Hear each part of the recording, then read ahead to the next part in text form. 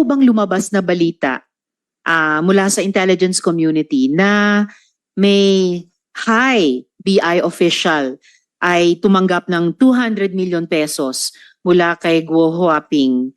Ganong ka panipaniwala ang ganitong impormasyon? Madam Chair, dun sa amount po na 200 million, na nakakuha po tayo ng intelligence information with regard to the amount, pero for, with regard to dun sa tumanggap po ng that amount na isang BI personnel or associated sa BI, wala pa ho, pero we're still validating. We're part of the investigation, Madam Chair. Kailan nyo na po mababalidate? Kasi nabanggit ko na po ito sa previous hearing at sinabi na rin po ng BI noon na iniimbestigan nyo na noon. As the soonest, Madam Chair. But When is the soonest, sir? if we have a validated information, Madam Chair, we will submit. Within several days? Yes, ma'am. Yes, ma'am. Madam Chair. How many days po? 3 days? Um, 1 week? I'm sorry, Madam Chair, but I cannot commit. I can only commit if there's a validated information, Madam Chair. Of course, I understand that. So within a few days, We will try, Madam you'll Chairperson. try your best. Itanong ko rin, before Senator Joel, itanong ko rin itong parehong tanong kay General Villanueva. Kapani-paniwala ba yung ganyang impormasyon na mayroon daw mataas na BI official na tumanggap ng 200 million para patakasin si Guo Huaping? Good morning, Madam Chair. Actually, ma'am, we haven't confirmed yet kung talagang may mga usap-usapan po within the intelligence community. Yes. Pero wala pa pong confirmation, ma'am, kung may mga witnesses na mayroon talagang nabigyan. But yun ang usap-usapan ngayon. They're still validating it, ma'am. Ano pa po yung usap-usapan bukod sa general detail na yon na 200M to a high BI official? Meron pa bang ibang mga di umanong sinuhulan? Meron pa bang additional amounts na pinag-uusapan? May pinag-uusapan na yung sa border immigration. Mhm. Hindi ko lang alam, ma'am, yung exact amount, including PNP officials. Mm. Pero hindi ko pa rin ma-confirm yun, ma'am. Kasi I'm outside of the loop lately, ma'am, because we're busy right now helping the law enforcement agencies running after the illegal pogos in the countryside or in the provinces. Alin pong PNP units ang binabanggit sa usap-usapan? Hindi PNP unit, ma'am, but personalities. PNP personality. Sino-sino po?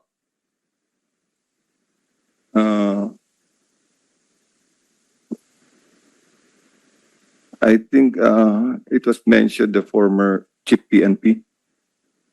Which one? I don't know, ma'am, but former chief PNP daw. Wow. Alright. Salamat, General Villanueva. Sino pong resource person ng PNP dito? Yes, sir. General Takaka. So we've heard a few of the agencies so far saying nagkukondukta po sila ng internal investigation sa kanila ring mga hanay. Narinig nyo or sa sariling Intel Directorate at units ng PNP, meron din po bang ganitong mga impormasyon, ganitong mga hundreds of millions of pesos in di umano mga bribe amount sa mga matataas na opisyal sa BI at ngayon nababanggit pati isang dating PNP chief pa. Sa inyo pong investigasyon, ano pong lumalabas, General? Good afternoon, Madam Chair. For the part po ng PNP, so far po wala po kaming report with regards po kung may mga nasuhulan na PNP personnel. But despite of that po ay yung aming pong intelligence community ay tuloy-tuloy po ang kanilang pag-coordinate sa ibang agencies para malaman kung may mga PNP personnel na involved, then we will file the necessary case po kung may mga evidence po kaming makukuha. Your Honor. General, I'm almost disappointed. Dahil sa isang naunang hearing, kayo ang naunang institusyon na nakaalam na nakatakas na sa bansa si Guo Huaping. Kayo lang yung nagsabi, August 14 pa lang alam nyo na. At August 15, sinabihan nyo ang BI. Whereas All the other agencies then said August 19 lang daw nila nalaman nung nagmanifestation ako na parang sa Senado pa umaasa ng Intel ang ating Intel agencies. I cannot believe it and I don't want to believe it. Kasi pag ganun talaga ang state of Intel natin, kawawa tayo sa mga susunod na panahon. So sir, earlier, the PNP resource person in an earlier hearing also said, may internal investigation kayong ginagawa. Wala pa bang bunga yun? Especially about a very important issue like corruption of high officials within the organization. Yes, ma'am, yung report sa amin na nakatakas si Alice po is coming from the Interpol po, ma'am.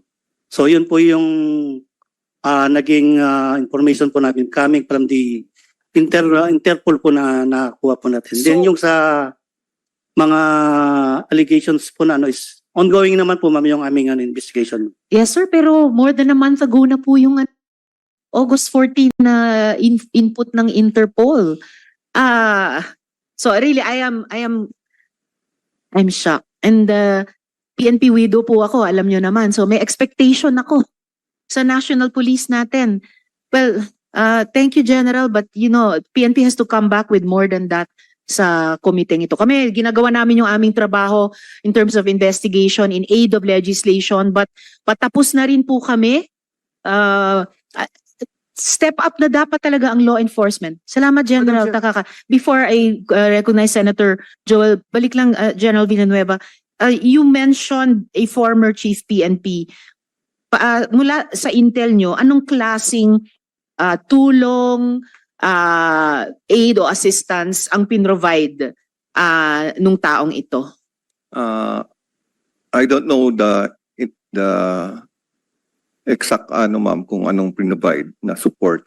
Basta yun lang naman na nabanggit sa amin sir, but hindi pa na-confirm yan ma'am kung talagang nagbigay or binigyan or tinanggap or may witnesses. Yun lang po ang naririnig namin sir within the intelligence community, but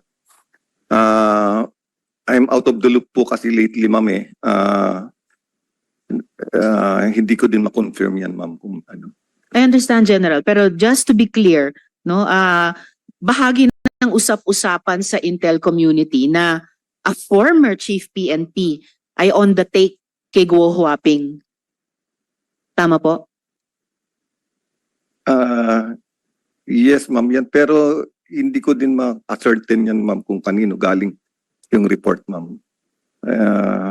It's just parang rumors lang within the intelligence community. I think they are validating it right now.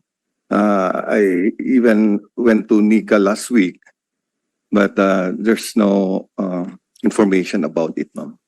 Salamat General. That's all well noted. Pero dun sa usap-usapan na vine-verify pa ng buong Intel community, kasama din ba sa usap-usapan na itong alleged former chief PNP ay tinulungan ng kahit sino sa mga kasalukuyang government officials natin sa usapin ng pagtakas ni Guo Huaping? Wala naman ma'am. Ang parang usapan dun ma'am, parang nasa payroll, yung monthly payroll ever since. It gets worse and worse. Kanina, bad enough yung magbayad di umano ng 100,000,000 pisong suhol para makatakas ang isang Guo Huaping. Even worse kung historically may monthly payroll. Attorney Magno, sa NBI po ba may ganyang mga anggulo rin tinitignan ang bureau, yung suhol pati sa isang dating chief PNP at yung monthly payroll pati sa mga government officials? Madam Chair, lahat po yan ay tinitingnan po natin, but at this moment we cannot comment on the investigation and intelligence gathering that we are conducting. Since sa binubuo po naming pag-backtrack at pag-iimbestiga ay kasama po namin tinitingnan niya, Madam Chair. Last on the list for today, dapat sana si Senator De La Rosa unless gusto rin ninyong sa susunod na hearing na. But ngayon, Short lang. short. All right. You have the floor, Senator De La Rosa. Thank you, Madam Chair. Alice, si Wesley Go is your brother. Am I correct? Opo. Ngayon, there is an information na magkasama sila ni Wang Ziyang ngayon somewhere, kung nasa Hong Kong or sa Singapore ba. Are you comfortable with that information? Na magkasama silang dalawa? Sen, honestly, wala po akong idea po. Hindi ko po alam Hindi, kung magkasama I'm po not sila. asking about the idea. Okay, being your brother, itong si Wesley Go, komportable ka na magkasama sila ni Wang Ziyang doon sa ibang bansa?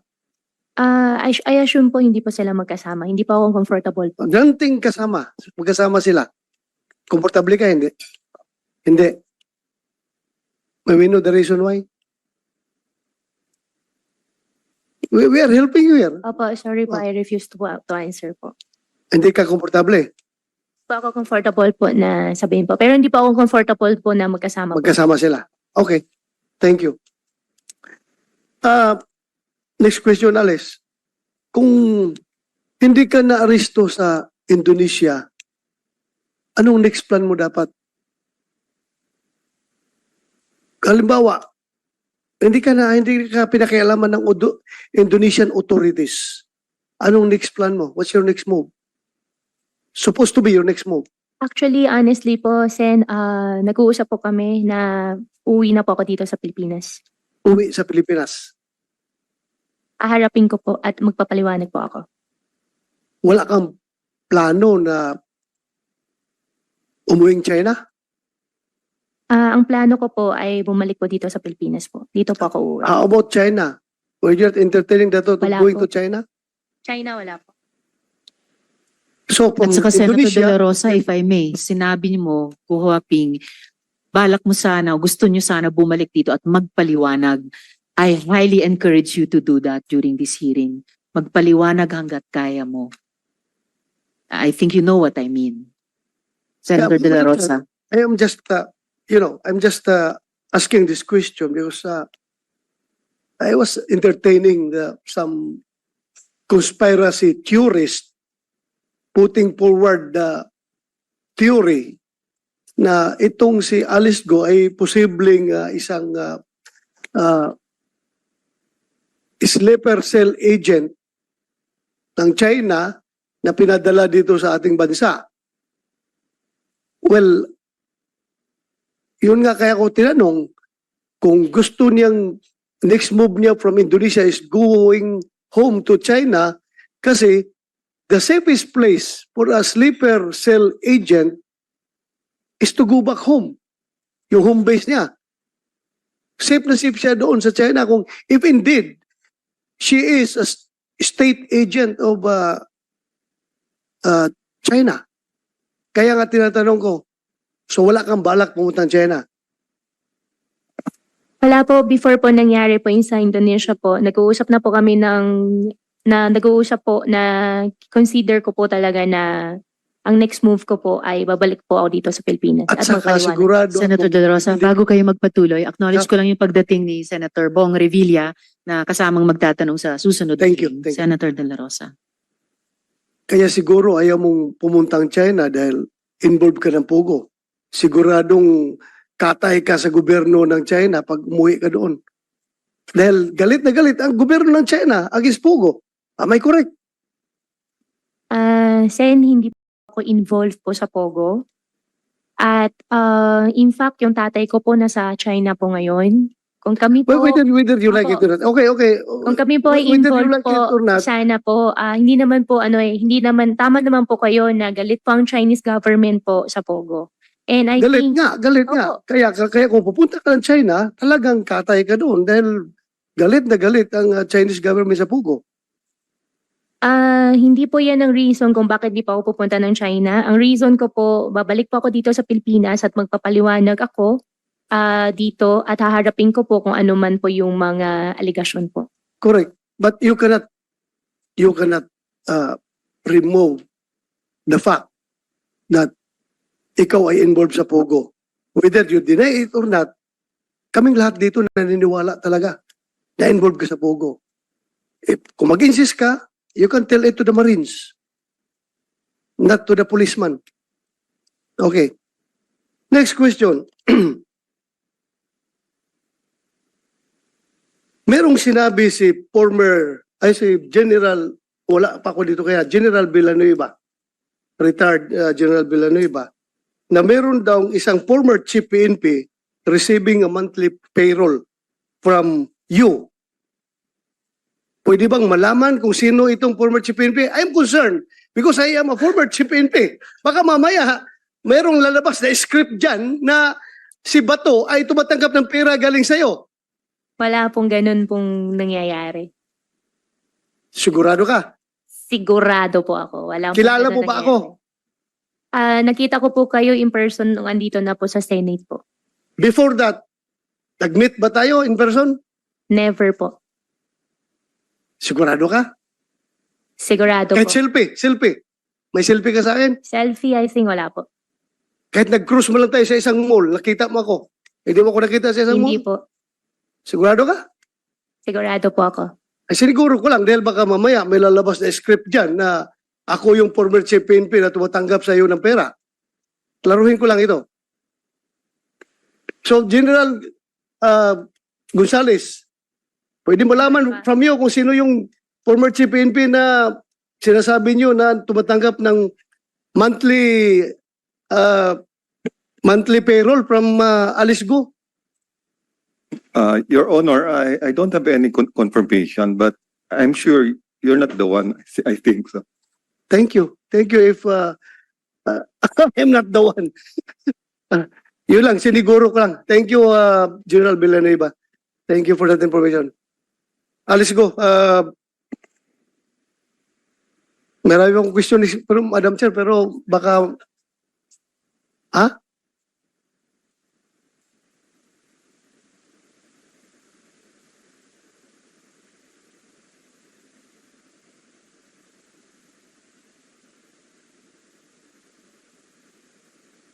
That's all for me for now, Madam Chair. Salamat. Thank you.